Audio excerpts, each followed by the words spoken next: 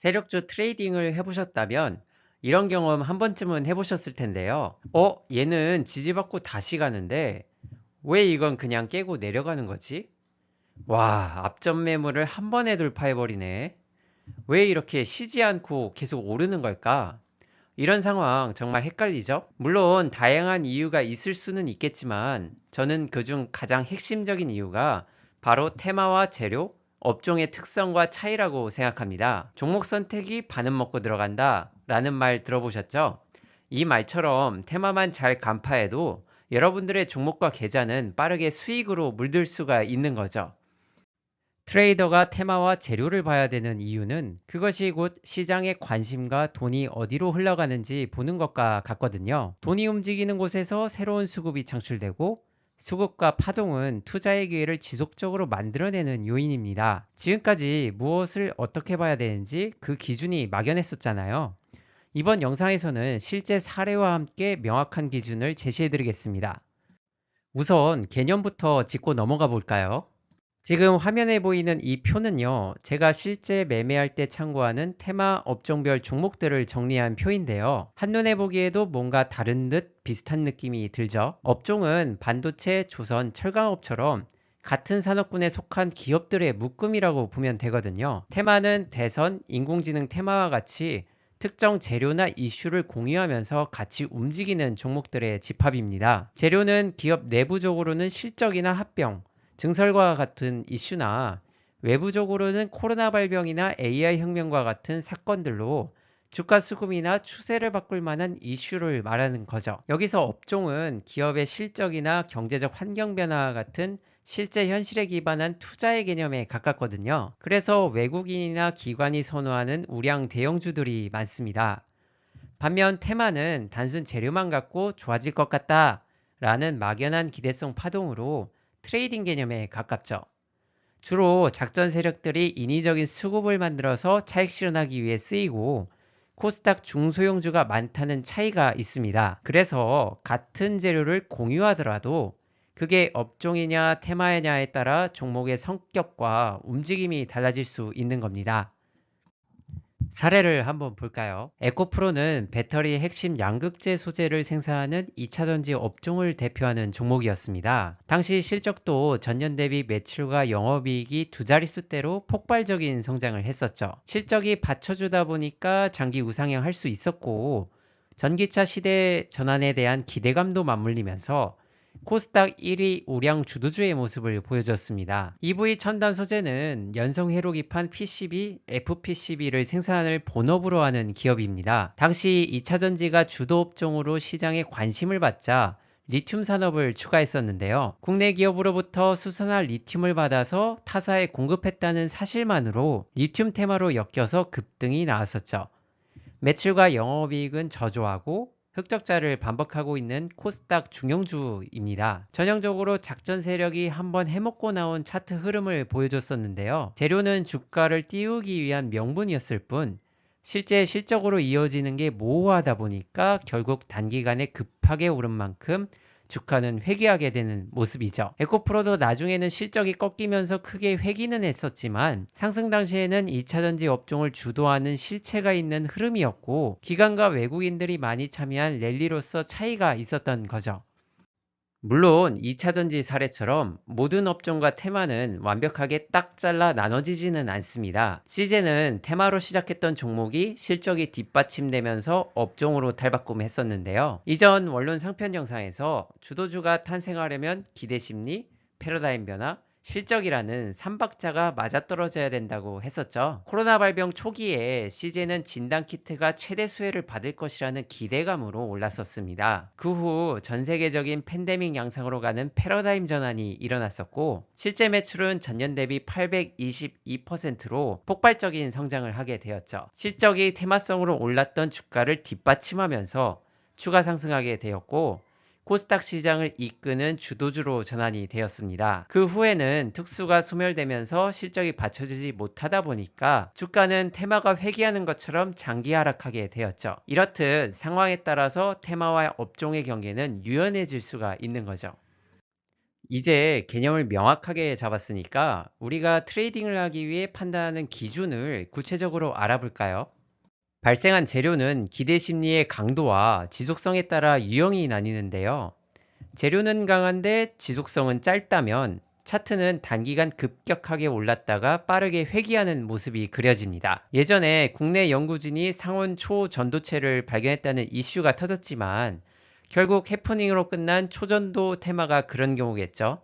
반면 지속성이 길다면 주가는 장기간 우상향하게 되는데요. 이후 주가가 눌리더라도 다시 2차 상승을 주거나 장기적으로 엘리어트 상승 연장 파동을 그리기도 합니다. 강도는 중간인데 중장기의 지속성이라면 중간 박스 안에서 세력들이 연례 행사를 돌릴 가능성이 있습니다. 계속되는 기후 위기로 신재생 에너지나 탄소 배출 테마가 여기에 해당되는 거겠죠. 재료가 약하다면 지속성이 어떻든 간에 주가가 올라도 신고가를 가기보다는 매물대나 박스 안에서 비연속적이고 산발적인 파동을 그릴 때가 많습니다. 여름 폭염이나 혹한주들이 단기간 올랐다가 빠지는 이유겠죠. 이렇게 발생한 재료를 내가 경우의 수에 따라 판단할 수 있다면 수익이 나는 종목 선정이 한결 수월해질 수가 있는 거죠. 사례를 한번 볼까요? 포스코 엠텍을 보겠습니다. 당시 전기차 시대의 대전환으로 인해 2차 전지와 관련된 기업들이 업종뿐만 아니라 테마까지도 불 정도로 재료의 강도가 높았었는데요. 엠텍의 첫 상승은 RMT나 리튬 염호 보유가 부각되면서 시작되었습니다. 이후 약 18개월 동안 장기간 가격과 기간 조정을 거치게 되었는데요. 재료가 장기적으로 유효했기 때문에 조정이 끝나자마자 리튬 가격 상승이라는 명분으로 2차 상승을 주었고 3차에서는 LG엔솔과 삼성 SDI 배터리 생산 기업들의 증설수의 기대로 신고가를 가게 되었죠. 이렇게 대테마 장기 지속 재료를 가진 종목들은 파동이 다 끝난 것처럼 보여도 어느 정도 가격과 기간 조정이 끝나면 순환매 형식으로 다시 급등하거나 엘리어트 상승 3파나 연장 파동 패턴 형식으로 올라가기 때문에 꺼진 불도 다시 볼 필요가 있는 거죠.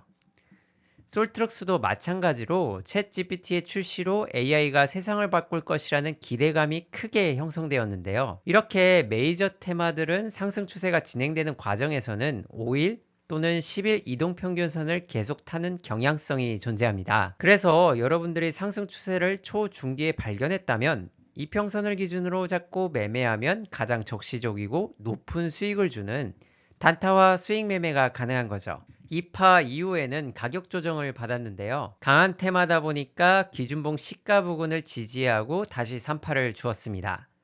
이렇게 메이저 테마는 강도와 지속성이 크기 때문에 만약 눌린다면 기준봉 시가 이상으로 눌림목 매매가 가능하다는 장점이 있죠. 그리고 솔트룩스는 25년 6월 최근 엠텍처럼 장기간 조정이 나왔다가 다시 AI 열풍으로 연장 파동을 그리고 있는 상황이죠. 어쨌든 이런 메이저 테마들을 공략해야 기법들이 잘 먹히고 크게 먹을 수 있는 거죠. 강도는 중간인데 지속성이 짧거나 중간인 경우를 볼까요? 이런 경우에는 세력들이 재료를 이용해 중단기간 치고 빠지는 전략을 구사합니다. 레몽은 재벌집 막내 아들 드라마 제작사입니다. 당시 최대 시청률 26%로 히트를 치자 주가가 오르기 시작했는데요. 글로벌 OTT 50개국 1위를 달성한 시점에서 상승의 절정을 맞이했었죠. 결국 드라마가 방영되는 초중기까지만 급등하고 이후에는 하락했었는데요. 후반기 시청률이 계속 높아졌음에도 불구하고 주가는 그보다 먼저 떨어지면서 완전히 회귀했습니다. 마찬가지로 인상가는 후쿠시마 원전 오염수 방류 우려로 소금 사재기가 일어나자 주겸 생산 기업으로서 급등했다가 회귀했는데요. 이후 실제로 일본이 오염수를 방류하면서 다시 급등했다가 완전 소멸하면서 또 빠지게 되었죠. 재료의 강도는 서로 비슷했지만 이 둘은 지속성의 차이로 2차 상승 여부가 갈리게 된 거죠. 레몽은 드라마라는 끝이 있는 시한부성 재료이고 후속이 없었기 때문에 계속 흘렀지만 인사는 1파 때는 사재기와 2파는 오염수 방류 기일이라는 재료의 유효성이 달랐던 거죠. 여러분들이 재료의 유통기한을 고려하지 않으면 좋아 보이는 종목들도 레몽처럼 지지받지 못하고 흐르게 되는 거죠. 시장은 몇 발자국 앞서서 선방향되고 재료가 도출되거나 되기 직전에 세력들의 작업은 이미 다 끝나고 개미들만 남는 상태가 되는 거죠. 지금까지 강도와 지속성에 따른 주가 특징을 봤다면 테마의 특징도 볼까요? 테마는 같은 재료를 공유하는 종목들이 하나의 군을 이루는 거라고 했었죠. 그 안에 주도주처럼 테마를 이끌어가는 대장주가 있고 2등과 3등주 같은 N등주들이 같이 동조해서 움직이는 구조인데요. 우리가 테마주를 공략한다면 대장주를 매매하는 것이 원칙입니다. 차등주로 갈수록 주가의 강도와 연속성이 떨어지기 때문에 재미도 못 보고 손실을 볼 가능성이 높죠. 다만 재료의 강도가 크다면 2등주까지는 공략해 볼 수가 있는데요. 초전도체 테마를 볼까요? 재료는 강했지만 지속성은 짧다 보니까 단기간에 급격하게 올랐다가 빠졌습니다. 당시 서남이 직접적인 수혜주로 초기 대장주 역할을 했었습니다만 8월 8일까지 너무 많이 오르다 보니까 2등주인 신성 델타테크가 바통을 이어받아서 추가 상승했었죠. 이런 식으로 메이저 테마는 그 열기가 2등주까지 전해지고 종목끼리도 순환매가 이루어지기도 하는 거죠. 반면 그 당시 3등주였던 텔레필드는 비슷한 시기에 상승폭은 초라할 정도로 잠깐 올랐다가 끝났었죠.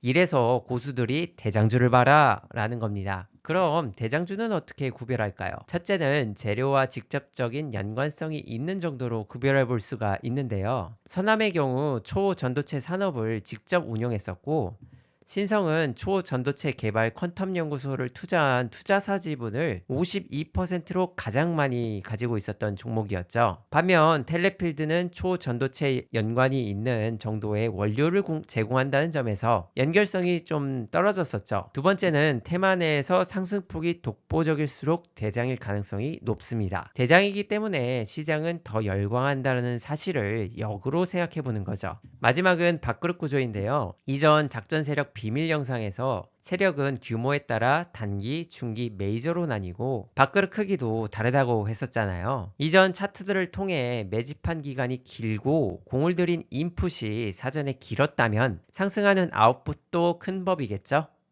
혹은 이전에 매물대가 많지 않은 자리라면 저항 물량이 적기 때문에 크게 갈 여지가 있는 거죠. 이건 차후 영상에서 자세히 다뤄보도록 하겠습니다. 우리가 테마를 공략한다면 과거, 현재, 미래를 같이 생각해 볼 필요가 있습니다. 세력 입장에서는 계속 비싼 가격에 사서 더 비싼 가격에 파는 것보다 주가를 급락시켜 개미들의 물량을 털고 다시 올리거나 무거워진 종목은 그냥 작업을 끝내버리고 아예 새로운 테마를 만드는 게 합리적일 수가 있죠. 또 추가적인 재료를 기다린다는 차원에서 시간을 들이거나 마치 파동이 끝난 것처럼 차트를 만들고 다른 테마를 조성해서 개미들의 이목을 돌리거나 작전 세력 비밀 영상에서도 말씀드렸다시피 당국의 감시망을 피하기 위해서라도 여러 종목의 테마를 운영하는 편입니다. 이런 구조적인 요인 때문에 지속성이 있는 테마는 시간이 지났더라도 다시 유행을 주도하는 순환매가 나타납니다. 아까 봤던 2차전지와 AI 사례를 봤었죠. 꺼진 불도 다시 볼 필요가 있는 거죠. 현재 진행 중인 테마들끼리도 순환매가 종종 나오기도 하고 초전도체 테마처럼 테마 안의 종목끼리도 순환매가 나옵니다. 그리고 세력들은 사건이 발생하기 전에 다음 테마를 미리 선점해서 매집해 놓으면서 차기 테마를 준비하죠. 재료가 터지거나 조건이 갖춰진다면 새로운 테마를 만들어서 시중의 돈과 기대 흐름을 이동시키는 과정이 반복되는 거죠. 예를 들어 대선 기간에는 후보자 개인과 연관된 대선 테마주가 당시의 이슈를 지배했다면 최근 선거가 끝나면서 이재명 후보의 정책주인 상법 개정에 따른 지주회사, 가상화폐 STO, AI 창투사 등이 최근 관심이 몰리고 있는 게 있었죠. 이런 식으로 여러분들이 상황판을 만들면서 테마를 고려한다면 순환매를 놓치지 않고 종목들을 선점할 수가 있는 거죠. 자, 그럼 여기까지 듣고 이런 생각 드실 수도 있어요. 이론은 알겠는데 막상 판단해려 보니까 감이 안 잡히는데? 꼭 분류대로 주가가 가지는 않는 것 같은데? 제가 초보 시절 때 고수분들에게 들은 공통적인 말이 있는데요. 차트 진짜 많이 보셔야 돼요. 100만 원 갖고 최소 1년간 산전수전 다 겪어봐야 돼.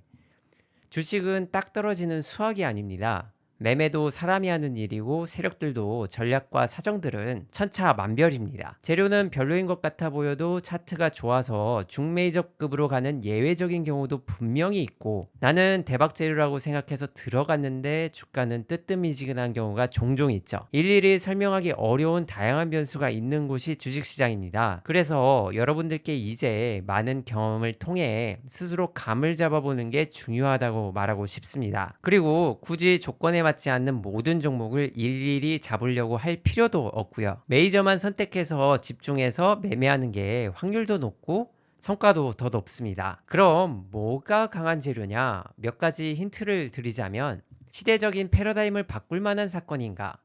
산업을 송두리째 바꿀 만한 AI 테마가 여기에 해당되는 거겠죠. 혹은 중대한 경제적 흐름 중심에 서 있는 업종인가?